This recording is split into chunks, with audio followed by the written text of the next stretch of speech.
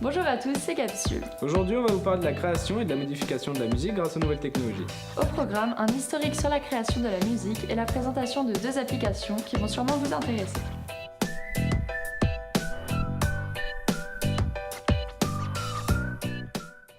L'écriture musicale voit le jour au XVe siècle avant Jésus-Christ sur une tablette babylonienne.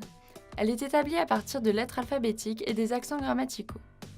Au 5e siècle avant Jésus-Christ, cette technique d'écriture est approfondie, l'ordre alphabétique est utilisé pour désigner la succession des notes selon leur hauteur.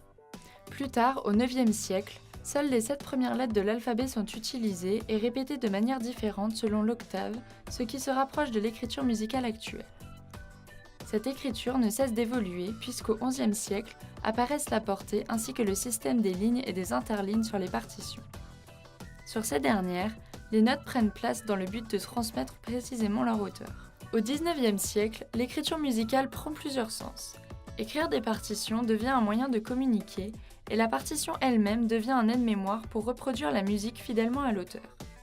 Au XXIe siècle, les rapports de l'homme à l'écriture musicale ont nettement évolué grâce à l'essor de nouvelles technologies.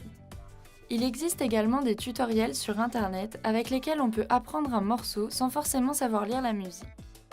La première application que nous allons vous présenter, c'est Sampler. Sampler est une application professionnelle que l'on peut obtenir sur l'Apple Store.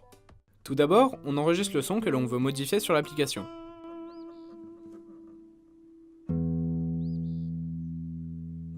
On va pouvoir faire vibrer le son grâce à une simple pression sur la partie sélectionnée.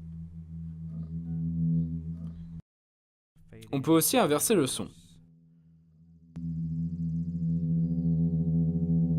On va ensuite pouvoir modifier le son, la vitesse de chaque note une par une, en augmentant le tempo et en modifiant les courbes. On peut également isoler chaque note et les faire jouer dans l'ordre voulu.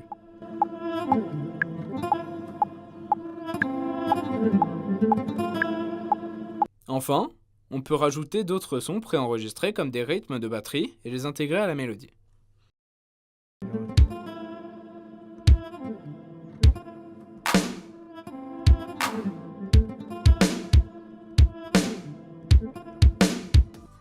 On continue maintenant avec une deuxième application qui s'appelle Patterning. La deuxième application se nomme Patterning.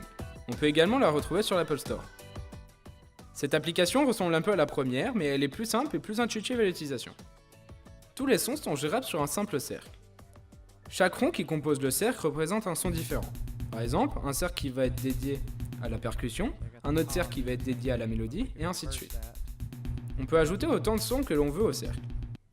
Le tempo est également représenté sur le cercle. Par exemple, on peut configurer l'application pour que un tour de cercle représente 4 temps. Ce tempo peut être accéléré ou ralenti avec des sons qui peuvent être gérés directement sur la timeline. On peut utiliser les sons et kits que l'appli nous met à disposition, mais on peut également apporter dans l'appli nos propres sons.